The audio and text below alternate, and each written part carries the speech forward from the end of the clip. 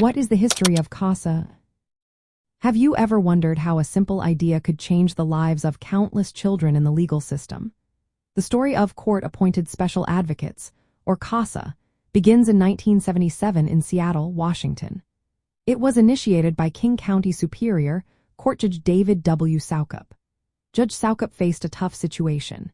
He had to make decisions for abused and neglected children based only on information from overwhelmed Child Protective Services. He noticed a significant gap. The children often did not have a dedicated voice in court to representing their best interests.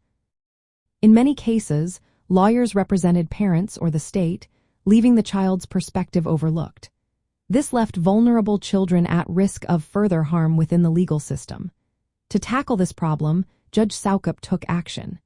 He recruited and trained community volunteers to serve as guardians ad litem. These individuals were appointed by the court to advocate specifically for the child's welfare.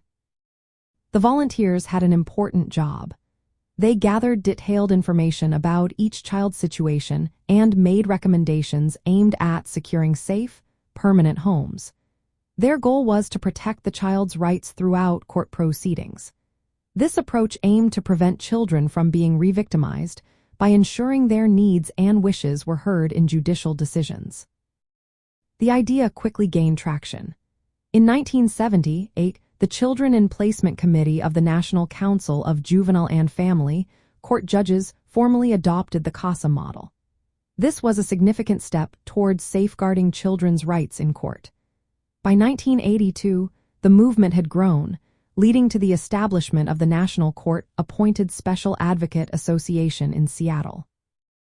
This organization provided structure, training, and support for CASA programs across the nation. Since its start, CASA has expanded tremendously. By the mid-2010s, the National CASA network included nearly 1,000 program offices in 49 states. Over 76,000 trained volunteers advocate for more than 250,000 children each year. These volunteers serve as independent voices for children who are victims of abuse and neglect.